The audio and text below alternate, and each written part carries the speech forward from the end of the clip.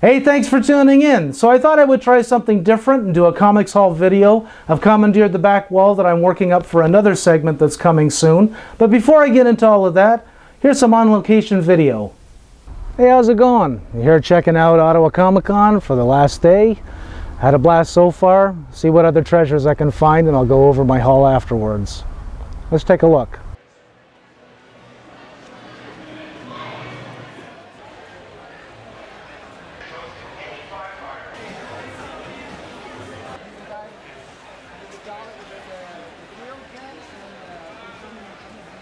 I want to thank the folks at Ottawa ComicCon for putting on an amazing show. This was their 4th year, and I just heard that their attendance was at 40,000 people, up over 5,000 people from last year.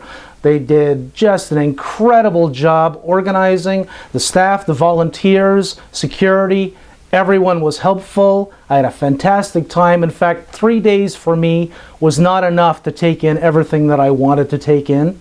Mainly because I was there to look for Silver Age comic books, which I'll get into now. I also want to thank the participating exhibitors who let me take video of their incredible exhibits and displays. Thank you so much. I hope my donations help you out in your various causes. And while I'm at it, I want to thank Richard Cumley and Mark Shainblum for handing me autographed copies of their books.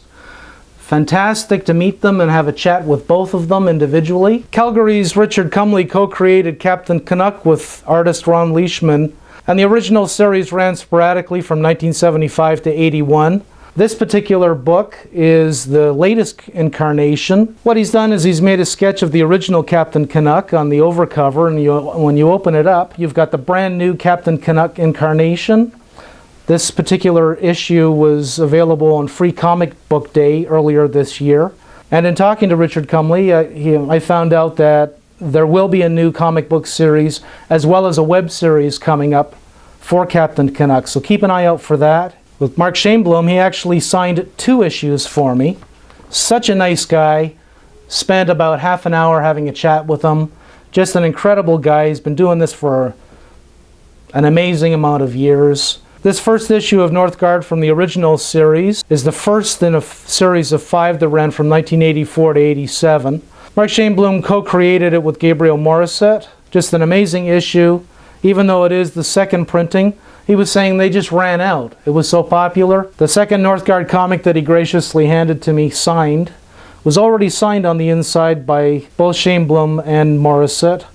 And it's from a follow-up 3-issue series. Just gorgeous artwork in it, it's printed in black and white inside. Beautiful Ken Stacy cover. Just an incredible find. Oh, and Mark Shainblum also mentioned that there is more coming up for Northgard in the near future. Look for the Kickstarter campaign to get another series on the go. Like I said, it was just amazing talking to both of them. They both spent about half an hour, 45 minutes just chatting with me. So if you ever get the chance to meet them, do so. And buy lots of their comics. Support these guys. I was really happy to see so many comics artists there. I wish I had had more time, like I said earlier. 3 days wasn't enough for me to check out everything. One of the booths that I did get a chance to check out was Underbelly Comics. Thank you so much for following me on Twitter. Here's my video shout out to you guys. Thank you so much for your first issue. This is The Merciful. Great read. It's one of the first books. But check them out because they are a publisher. They do their own work as well as publish other people's comics books. So if you're getting into that, check them out. They're in Hamilton, Ontario. Go for it. And a little more Canadian flag waving comes from Volume 1, Number 1, Alpha Flight. I've been looking for this comic in this condition or better for I don't know how many years. This Alpha Flight, it's great to have back in my collection. It was a thrill to have it the first time, and it's even more of a thrill now to have it back. If you're not familiar with the Alpha Flight comic book series from Marvel, it ran from 1983 to 94, created by John Byrne, originally as a backstory for Wolverine, because as we know, Wolverine is the kick-ass Canadian superhero of all time. So moving right along, if there's still any movie people watching, you might recognize this logo.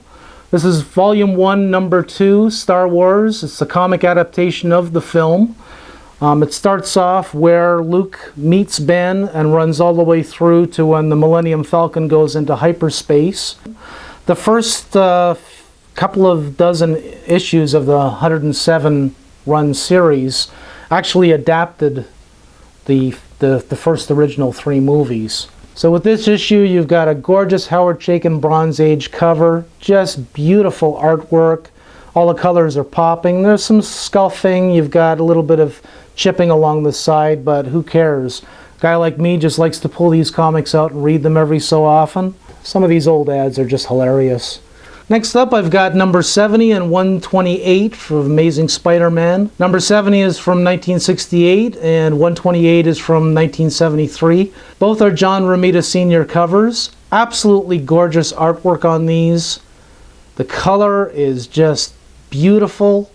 Everything about these covers, even though they're both in fairly rough condition, is just amazing to take in. I'm so happy I have these in my hands. The stories aren't too bad either, but it was the covers that just pulled me in. They're like posters, just beautiful. Another comic book artist that I was a huge fan of as a kid was Jim Steranko. I was able to get my hands on number 2 and number 6. Number 2 is a standout in that he did all of the artwork as well as wrote the story in it. This cover was my all-time favorite cover when I was a kid. If you say comic books, this is the cover that I think of first before anything else comes to mind.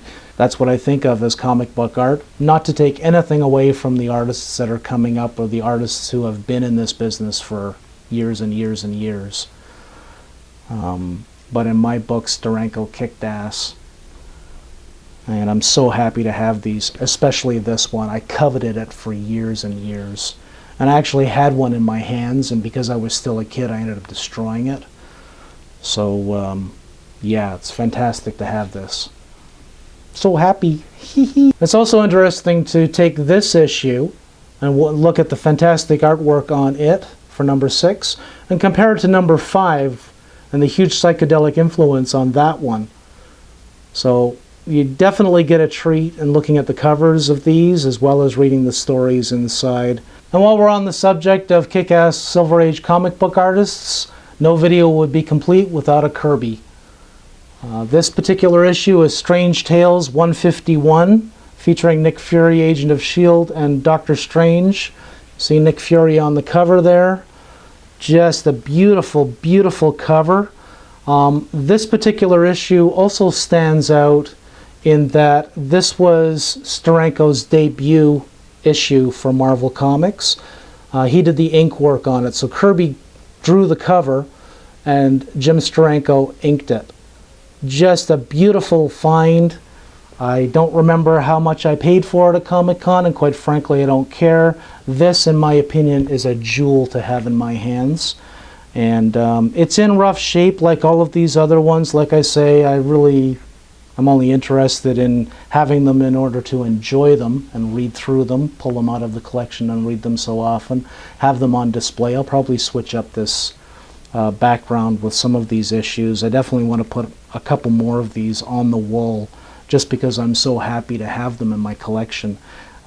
This one I actually stumbled upon. I couldn't believe that I had it in my hands. And so I'm going to end off with another Kirby cover. He did the penciling and ink for this. The interesting thing about this particular comic, I had it in my hands, and normally with Kirby, if you hunted around, you could find his initials buried somewhere in the artwork. I couldn't find it in this one, but the style of art looked so much like Kirby, I took a chance and picked it up. I also like the fact that it's got 2 Iron Men on there. It's got the original golden Iron Man as well as the red and gold one. That appealed to me, plus the fact that it's just an amazing cover, and now I know why. It's 100% Kirby. So I think I'm going to end off with that. Thank you so much for checking this out. Thank you so much to Ottawa ComicCon for putting on an amazing 3-day show. I had an absolute blast. Thank you to everyone who was interested in talking to me about their work. I wish I could have seen more artists. I wish I could have seen more workshops and all the other things that were going on. 3 days just wasn't enough for me. So I look forward to next year and finding more goodies, and we'll end off with just a shot of what I picked up. Cheers.